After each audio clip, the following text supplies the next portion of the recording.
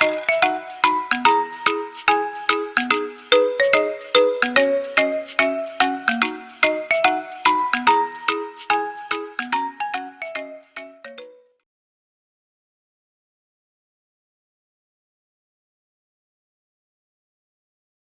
Dear students, എല്ലാവരും സുഖമായിട്ടിരിക്കുന്നു എന്ന് വിശ്വസിക്കുന്നു. നമ്മുടെ ഹിസ്റ്ററി ക്ലാസ്സിലേക്ക് എല്ലാവർക്കും സ്വാഗതം. കഴിഞ്ഞ ദിവസം ഫണ്ടമെൻ്റൽ റൈറ്റ്സിനെ കുറിച്ചാണ് നമ്മൾ ഡിസ്കസ് ചെയ്തിരുന്നത്.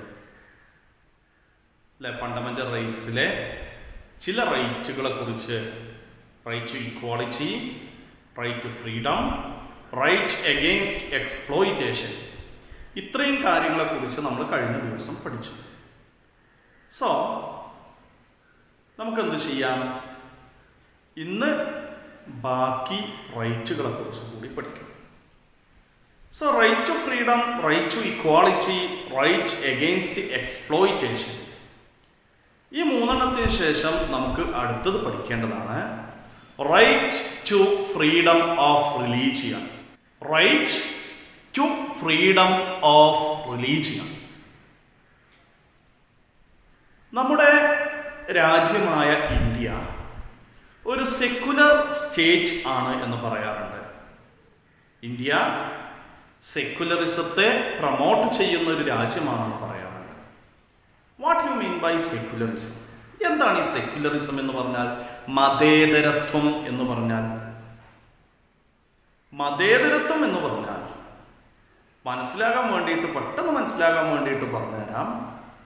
ഇന്ത്യക്ക് ദേശീയ പക്ഷിയുണ്ട്, ഉണ്ടല്ലോ, ദേശീയ മൃഗമുണ്ട്, ദേശീയ വൃക്ഷമുണ്ട്, എല്ലാമുണ്ട്. പക്ഷെ നിങ്ങൾ ഒരിക്കലും ഇന്ത്യക്കൊരു ദേശീയ മതം ഉള്ളതായിട്ട് കേട്ടിട്ടുണ്ടാവില്ല. ഇല്ലല്ലോ, ഇല്ല. കാരണം ഇന്ത്യ എന്ന് പറയുന്ന നമ്മുടെ രാജ്യത്ത് ഒരുപാട് മതവിഭാഗങ്ങൾ താമസിക്കുന്നുണ്ട്. ഹൈന്ദവരുണ്ട്, ക്രൈസ്തവരുണ്ട്, മുസ്ലിംസ് ഉണ്ട്, ബുദ്ധമതത്തിൽപ്പെട്ട ആളുകളും ജൈന മതത്തിൽപ്പെട്ട ആളുകളും സിഖ് മതത്തിൽപ്പെട്ട ആളുകളും, ഒരുപാട് മതവിഭാഗങ്ങൾ നമ്മുടെ രാജ്യത്ത് താമസിക്കുന്നുണ്ട്. സോ ഈ നമ്മുടെ രാജ്യമായ ഇന്ത്യ എന്ത് ചെയ്യുന്നില്ല? ഒരു പ്രത്യേക മതത്തെയും നമ്മുടെ രാജ്യമായ ഇന്ത്യ പ്രൊമോട്ട് ചെയ്യുന്നില്ല. എന്നാൽ നമ്മുടെ രാജ്യത്തെ എല്ലാ ആളുകൾക്കും റിലീജിയസ് ഫ്രീഡം ഉണ്ട് താനും.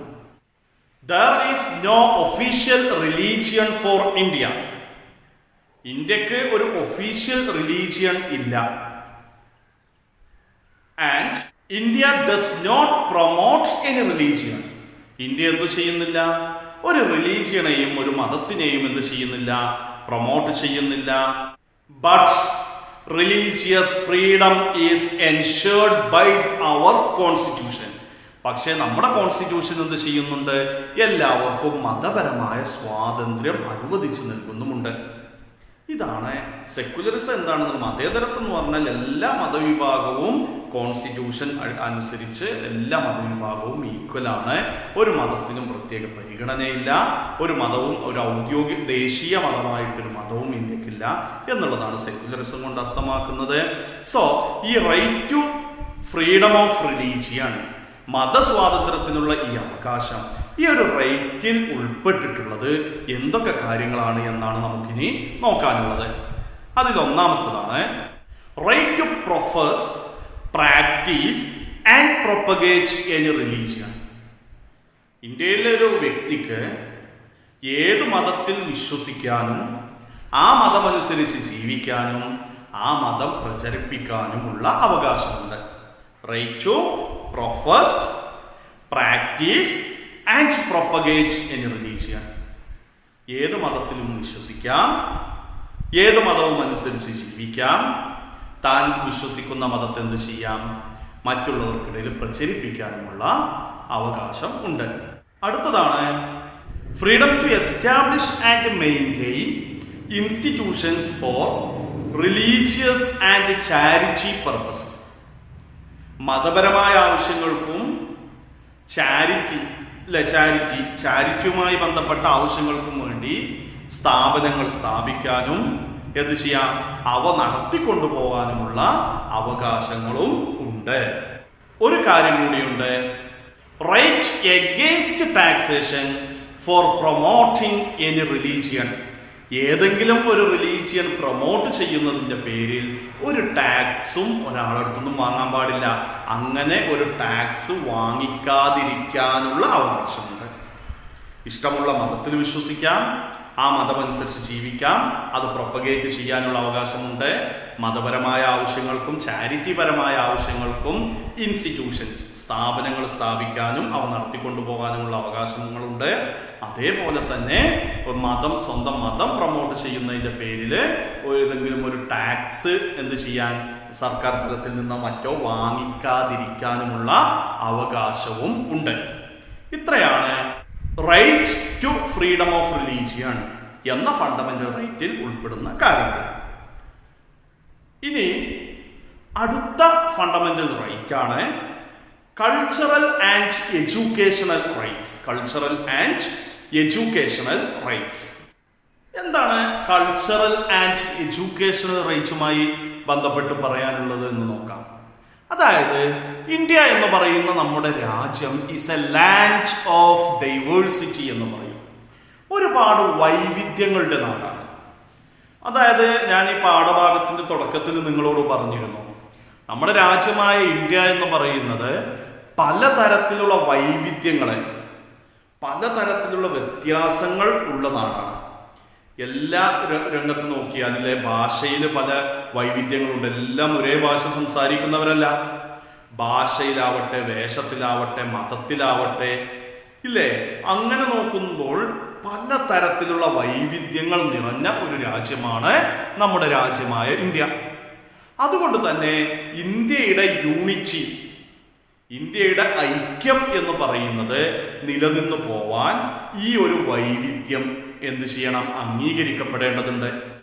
So our constitution gave consideration for protecting the interest of minority sections. എന്ത് മൈനോറിറ്റി സെക്ഷൻസ് എന്ന് പറഞ്ഞാൽ? ന്യൂനപക്ഷം എന്ന് പറയാറുണ്ട്. എന്താ ന്യൂനപക്ഷം?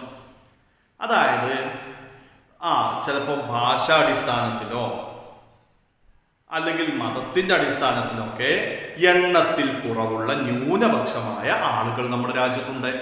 സോ എണ്ണത്തിൽ കുറവുള്ള അല്ലെങ്കിൽ ഈ ഒരു മൈനോറിറ്റി സെക്ഷൻ ആയ വിഭാഗത്തിന്റെ താല്പര്യങ്ങൾ സംരക്ഷിക്കുന്നതിന് വേണ്ടിയിട്ട് നമ്മുടെ കോൺസ്റ്റിറ്റ്യൂഷൻ ഒരു പ്രധാന പരിഗണന തന്നെ ആ വിഭാഗത്തിന് നൽകുന്നുണ്ട്. അതാണ് ഈ ഒരു കൾച്ചറൽ ആൻഡ് എഡ്യൂക്കേഷണൽ റൈറ്റുമായി ബന്ധപ്പെട്ട് വരുന്നത്. Cultural and educational rights have been included in the Constitution for the protection of the interest of the minority sections. Cultural and educational rights included in our Constitution. Cultural and educational rights എന്ന് പറയുന്ന ഈ ഒരു fundamental right നമ്മുടെ കോൺസ്റ്റിറ്റ്യൂഷനിൽ include ചെയ്തിട്ടുള്ളത് എന്തിനാ? For protecting the interest of minority sections. ഈ minority സെക്ഷൻസിന്റെ താല്പര്യങ്ങളെ പ്രൊട്ടക്റ്റ് ചെയ്യാൻ വേണ്ടിയിട്ടാണ്, സംരക്ഷിക്കാൻ വേണ്ടിയിട്ടാണ് ഈ ഒരു റൈറ്റ്, ഏത് right? Cultural and educational right എന്ന് പറയുന്ന റൈറ്റ് നമ്മുടെ കോൺസ്റ്റിറ്റ്യൂഷനിൽ ഉൾപ്പെടുത്തിയിട്ടുള്ളത്. ഇനി കൾച്ചറൽ ആൻഡ് എഡ്യൂക്കേഷണൽ റൈറ്റുമായി ബന്ധപ്പെട്ട അതിൽ വരുന്ന ഘടകങ്ങൾ ഏതൊക്കെയാണ് എന്ന് നമുക്ക് നോക്കാം. ഒന്നാമത്തേത് protection of their language, script and culture. ഇങ്ങനെയുള്ള മൈനോറിറ്റി വിഭാഗത്തിന് അവരുടെ ലാംഗ്വേജും അവരുടെ കൾച്ചറും അവരുടെ സ്ക്രിപ്റ്റുമെല്ലാം പ്രൊട്ടക്റ്റ് ചെയ്യാനുള്ള, സംരക്ഷിക്കാനുള്ള അവകാശം ഉണ്ട്. രണ്ടാമത്തേത് religious and linguistic minorities have the right to establish and administer educational institutions of their choice. മതപരമായും ഭാഷാപരമായിട്ടുമൊക്കെയുള്ള മൈനോറിറ്റി വിഭാഗങ്ങൾക്ക് അവരുടെ ചോയ്സ് അനുസരിച്ചുകൊണ്ട് പാഠശാലകൾ സ്ഥാപിക്കാനും അവ നടത്തിക്കൊണ്ടുപോകാനുമുള്ള അനുവാദം, അവകാശം ഉണ്ട്. ഇത്രയാണ് കൾച്ചറൽ ആൻഡ് എഡ്യൂക്കേഷണൽ റൈറ്റ്. അപ്പൊ നമ്മൾ ആദ്യം ഏത് പറഞ്ഞു? Freedom to right to freedom of religion, മതപരമായ സ്വാതന്ത്ര്യം. ആ മതപരമായ സ്വാതന്ത്ര്യത്തിൽ വിട്ടുപോയ ഒരു കാര്യം കൂടി ഉണ്ടായിരുന്നു, അത് ഞാൻ പറയാം. അതായത് മതപരമായ സ്വാതന്ത്ര്യം നമുക്കുണ്ട് എങ്കിലും ഞാൻ പറഞ്ഞു ഏതൊരു റൈറ്റിനും ഏതൊരു അവകാശത്തിനും നിയമത്തിന്റെ ചില ചട്ടക്കൂടുകളുണ്ട്. ആ ചട്ടക്കൂടുകൾക്കുള്ളിൽ നിന്നുകൊണ്ടാണ് എന്ത് ചെയ്യേണ്ടത്? ആ ഒരു അവകാശങ്ങൾ നമ്മൾ ആസ്വദിക്കേണ്ടത്. അതിൻ്റെ അപ്പുറത്തേക്ക് നമ്മൾ പോകുമ്പോൾ, നമ്മൾ അവകാശം ആസ്വദിക്കുമ്പോഴേക്കും മറ്റൊരു വിഭാഗത്തിന്റെ അവകാശം എന്ത് ചെയ്യും? അത് ഹരിക്കപ്പെടും എന്നുള്ളത് കൊണ്ട് ഗവൺമെന്റ് പൂർണ്ണമായി നടത്തുന്നതോ ഗവൺമെന്റിൽ നിന്ന് ധനസഹായം കിട്ടിക്കൊണ്ട് നടക്കുന്നതോ ആയ സ്ഥാപനങ്ങളിൽ, എഡ്യൂക്കേഷണൽ ഇൻസ്റ്റിറ്റ്യൂഷനുകളിൽ മതപഠനം പാടില്ല എന്നുള്ളതാണ്. ഗവൺമെന്റ് എയ്ഡഡ് എന്ന് പറയാം. ഗവൺമെന്റ് എയ്ഡഡ് സ്ഥാപനങ്ങളിൽ എന്ത് ചെയ്യില്ല? മതപഠനം പാടില്ല എന്നുള്ളതും അതിലൊരു പോയിന്റ് ആയിട്ടുണ്ട്. അത് പറയാൻ വിട്ടുപോയതാണ്, നിങ്ങളെ ശ്രദ്ധിക്കുമെന്ന് വിചാരിക്കുന്നു. ഇനി ഏറ്റവും അവസാനമായിട്ട് നമ്മൾ പഠിക്കേണ്ട അടുത്തൊരു അവകാശമാണ് right to constitutional remedies. Fundamental റൈറ്റിലെ അവസാനം നമ്മൾ പഠിക്കേണ്ട റൈറ്റ് ആണ് റൈറ്റ് ടു കോൺസ്റ്റിറ്റ്യൂഷണൽ റെമഡീസ്. എന്താണ് ഈ റൈറ്റ് ടു കോൺസ്റ്റിറ്റ്യൂഷണൽ റെമഡീസ് എന്ന് പറഞ്ഞാൽ? നമ്മൾ മുകളിൽ പറഞ്ഞ ഫണ്ടമെന്റൽ റൈറ്റ്സ് ഉണ്ടല്ലോ, മുകളിൽ പറഞ്ഞ ഫണ്ടമെന്റൽ റൈറ്റ്സിൽ ഏതെങ്കിലും ഒന്ന് നമുക്ക് ലഭിക്കുന്നില്ല എങ്കിൽ അത് നമുക്ക് ലഭിക്കാൻ വേണ്ടിയിട്ട് എന്ത് ചെയ്യാം? സുപ്രീം കോടതിയെയോ ഹൈക്കോടതികളെയോ സമീപിക്കാനുള്ള അവകാശമുണ്ട്. അതിനെയാണ് എന്ത് പറയുന്നത്?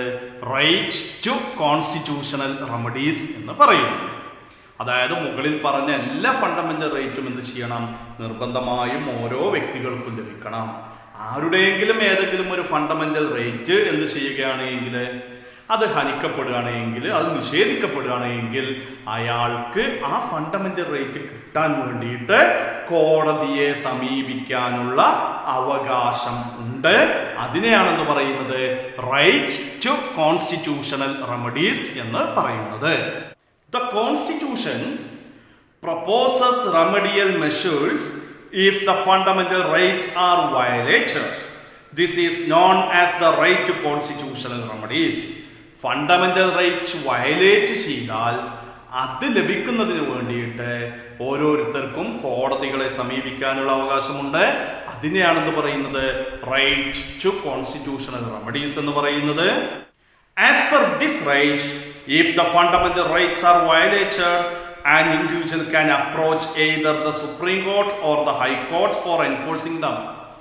ഈ ഒരു റൈറ്റ് പ്രകാരം ആരുടെയെങ്കിലും ഫണ്ടമെന്റൽ റൈറ്റ് വയലേറ്റ് ചെയ്യപ്പെട്ടാൽ അയാൾക്കൊന്നില്ലെങ്കിൽ ഹൈക്കോടതികളെയോ അല്ലെങ്കിൽ സുപ്രീം കോടതികളെയോ ഈ റൈറ്റ് ലഭിക്കാൻ വേണ്ടിയിട്ട് സമീപിക്കാം. The orders issued by the respective courts for the enforcement of the fundamental rights are known as writs. Fundamental right enforce ചെയ്യാൻ വേണ്ടിയിട്ട് കോടതികൾ പുറപ്പെടുവിപ്പിക്കുന്ന ഓർഡേഴ്സിനെ പറയുന്ന പേരാണ് റിറ്റ്. എന്താ പറയാ? റിറ്റ്.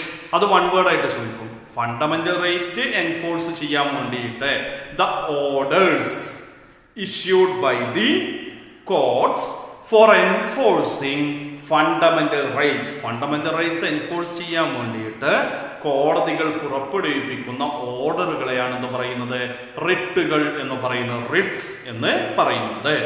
ഇനി നോക്കാം. Doctor BR Ambedkar, architect of Indian constitution എന്നറിയപ്പെടുന്ന ഡോക്ടർ BR അംബേദ്കർ ഈ ഒരു റൈറ്റ് ടു കോൺസ്റ്റിറ്റ്യൂഷണൽ റെമഡീസ് അതിനെക്കുറിച്ച് പറയുന്നത് എന്താണ് എന്ന് നമുക്കൊന്ന് നോക്കാം. അദ്ദേഹം പറയുന്നു, if it was asked about the most important provision in this constitution, my answer is the right to constitutional remedies. It is the heart and the soul of the Indian constitution. ആരെങ്കിലും ഈ ഒരു കോൺസ്റ്റിറ്റ്യൂഷനിൽ, നമ്മുടെ രാജ്യത്തിന്റെ കോൺസ്റ്റിറ്റ്യൂഷനിലെ ഏറ്റവും പ്രധാനപ്പെട്ട provision ഏതാണ് എന്ന് ആരെങ്കിലും ചോദിക്കുന്നുവെങ്കിൽ ഞാൻ പറയുക അത് റൈറ്റ് ടു കോൺസ്റ്റിറ്റ്യൂഷണൽ റെമഡീസ് എന്നാണ്. അതാണ് the heart and soul of Indian constitution. Indian കോൺസ്റ്റിറ്റ്യൂഷന്റെ ഹേർട്ട് ആൻഡ് സോൾ ആണ് ഇത് റൈറ്റ് ടു കോൺസ്റ്റിറ്റ്യൂഷണൽ റെമഡീസ്. ഓർത്തു വെക്കുക, ഒരു മാർക്കിന് ചോദിക്കും. Right to constitutional remedies, okay, അത് heart and soul of Indian constitution എന്ന് BR അംബേദ്കർ വിശേഷിപ്പിച്ചത് റൈറ്റ് ടു കോൺസ്റ്റിറ്റ്യൂഷണൽ റെമഡീസിനെയാണ്. അപ്പൊ ഈ 3 ഫണ്ടമെന്റൽ റൈറ്റുകൾ കൂടി നിങ്ങൾക്ക് മനസ്സിലായി എന്ന് ഞാൻ വിചാരിക്കുന്നു. ഓക്കെ, നമുക്ക് വീണ്ടും അടുത്ത ദിവസം കാണാം. നിങ്ങളെല്ലാം വായിച്ച് മനസ്സിലാക്കുക. Fundamental rights given in the Indian Constitution.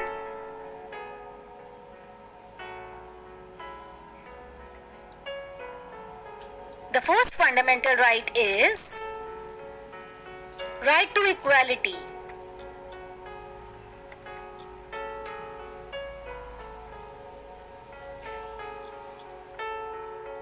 Rule of law is an important aspect of right to equality. It means rules and regulations are same for every Indian citizen.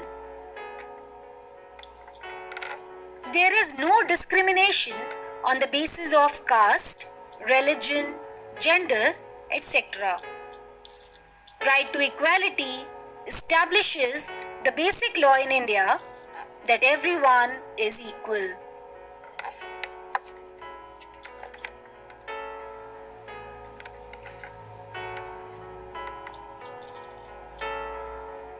The second fundamental right is right to freedom.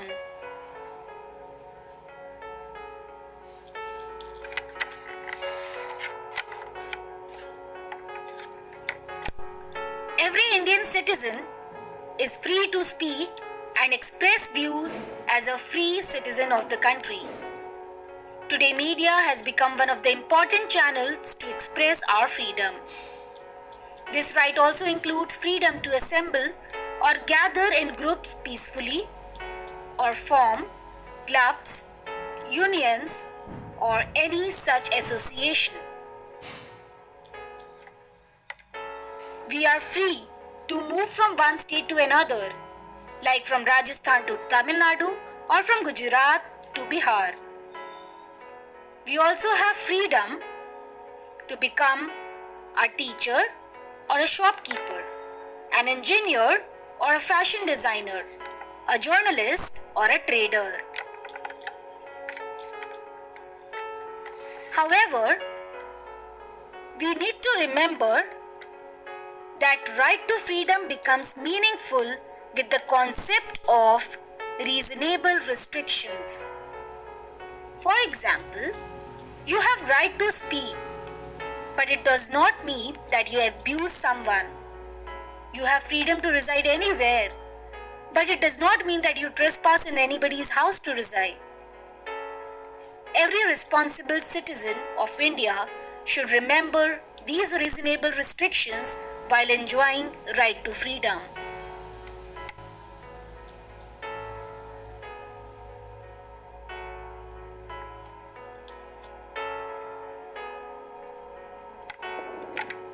The third fundamental right is right to freedom of religion.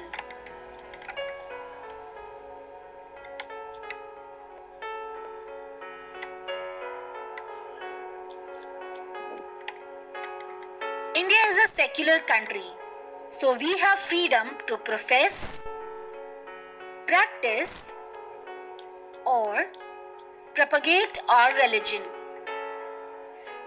There is no discrimination between a Hindu or a Sikh, a Muslim or a Buddhist, a Christian or a Parsi. That's why in India we can see a church as well as a mosque along with Hindu and Jaina temples. Religious diversity is possible in India because of right to freedom of religion. It reflects India as a secular country where every citizen has the freedom to profess, practice, and propagate any religion.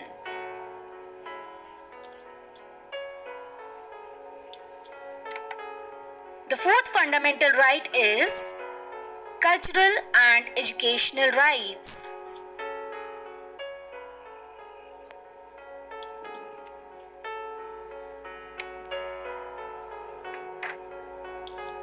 This right preserves the right of every citizen of India to conserve his or her culture, language, or script.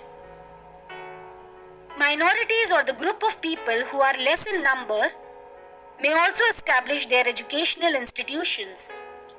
It shows that Indian Constitution helps to protect the interests of not only majority population but also minorities in the country.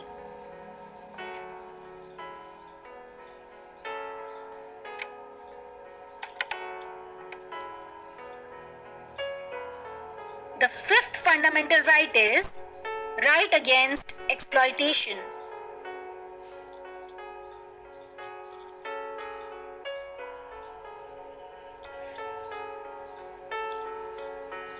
You must have heard that child labor is banned. We are also not allowed to call or humiliate anyone as an untouchable. We cannot force anyone to work for long hours or work under unhealthy conditions. Buying and selling of children or adults is also prohibited under right against exploitation. Thus, this right protects people from being exploited.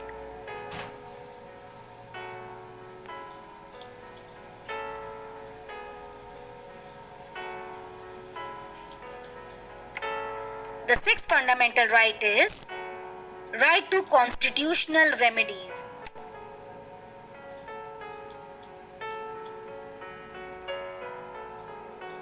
What would you do if someone exploits you or police arrests you for no reason? What would you do if a group of people hate you for practicing your religion or culture? Right to constitutional remedies is the remedy or solution to such problems. Under this right, Indians are allowed to approach or appeal in the court of law in case any fundamental right is denied. The judiciary acts as the guardian of our fundamental rights.